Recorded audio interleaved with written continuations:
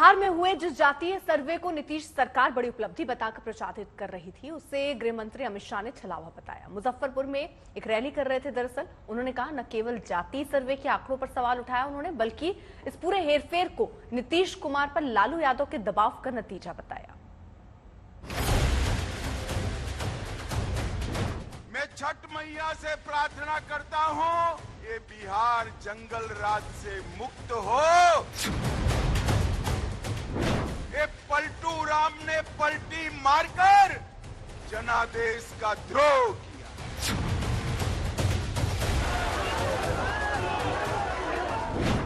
नीतीश बाबू, प्रधानमंत्री छोड़ दो, इंडी अलायंस ने तो आपको संयोजक भी नहीं बनाया। यादव और मुस्लिम आबादी बढ़ाकर ईबीसी की आबादी को कम किया।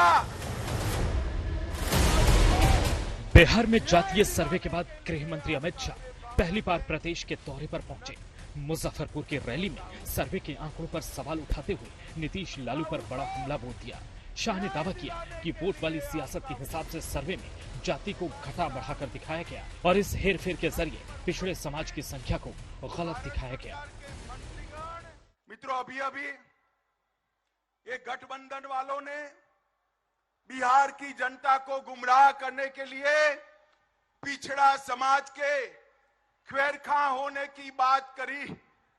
आज मैं बिहार के पिछड़ा समाज को कहने आया हूं, इनके झांसे में मत आइए। ये जो सर्वेक्षण करा है नीतीश जी ने, सर्वेक्षण करने का फैसला हुआ तब भारतीय जनता पार्टी नीतीश सरकार में हिस्सेदार थी और भारतीय जनता पार्टी का ये फैसला था। सर्वे में क्या किया? यादव और मुस्लिम आबादी बढ़ाकर ईबीसी की आबादी को कम किया। अति पिछड़ा को अन्याय करने का काम ये लालू नीतीश की जोड़ी ने किया है। मित्रों, इन्होंने हमेशा पिछड़ा समाज का कांग्रेस ने बहिष्कार भी किया, विरोध भी किया। सर्वे के बाद से ही बिहार सरकार में शामिल नेता विकास के लिए जाति के आंकड़ों को बेहद अहम बता रहे हैं। वहीं बिहार बीजेपी के नेता इन आंकड़ों पर सवाल उठा रहे हैं।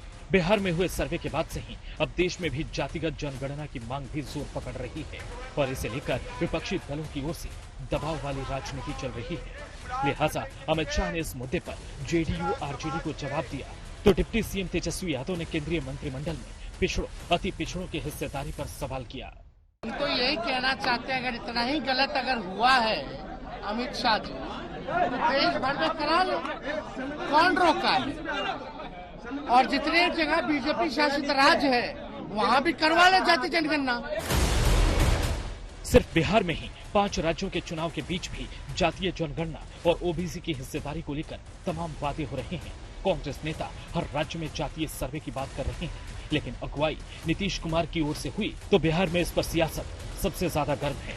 मुजफ्फरपुर की रैली में अमित शाह ने सिर्फ जातीय जनगणना पर ही नीतीश कुमार पर वार नहीं किया, बल्कि इंडिया गठबंधन को लेकर भी नीतीश कुमार पर प्रहार किया। नीतीश बाबू, प्रधानमंत्री छोड़ दो, इंडी अलायंस ने तो आपको संयोजक भी नहीं बनाया, आप कहीं के नहीं रहे। मैंने पहले ही कहा था, आप माने नहीं। तेल और पानी कभी इकट्ठा नहीं होते हैं, अलग अलग ही रहते हैं। आगे भी देखिए लालू जी आपकी क्या गत कर रहे हैं, क्या गत कर रहे हैं। और अब हर रोज छटपटा रहे हैं। लालू जी से निकलना तो है, मगर रास्ता नहीं बचा है। अमित शाह के ये हमले इसलिए भी अहम हैं क्योंकि कुछ दिन पहले ही नीतीश कुमार ने कांग्रेस पर इंडिया गठबंधन की अनदेखी का आरोप लगाया था। अभी तो काम ज्यादा नहीं हो रहा, अभी 5 जगह विधानसभा का चुनाव है, तो ये कांग्रेस पार्टी तो उसी में ज्यादा इंटरेस्टेड है। तो अभी तो जिसको हम लोग कांग्रेस पार्टी को आगे बढ़ाने के लिए हम लोग सब एकजुट होकर काम कर रहे थे, लेकिन अभी उनको कोई ये सब चीज की चिंता है नहीं। अभी तो लगे हुए हैं 5 राज्य के चुनाव में, इसलिए 5 राज्य का चुनाव होगा, उसके बाद अपने सबको बुलावेंगे। आजकल कभी कोई चर्चा नहीं हो रही। हालांकि कांग्रेस अध्यक्ष मल्लिकार्जुन खड़गे की नीतीश कुमार से बातचीत के बाद जेडीयू नेताओं ने 2024 के चुनाव में मजबूत गठबंधन का भरोसा जताया।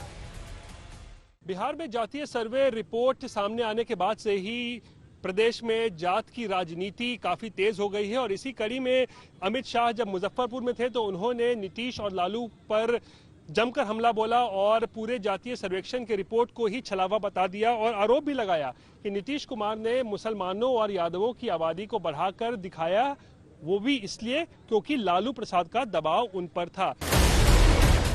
इंडिया गठबंधन में शामिल कई दलों के सुर जातीय जनगणना पर एक हैं। सभी बीजेपी पर दबाव बनाने की कोशिश कर रहे हैं और यही वजह है कि अमित शाह की ओर से बिहार के जातीय सर्वे पर तीखे हमले हो रहे हैं। पटना से रोहित कुमार सिंह के साथ आज तक ब्यूरो।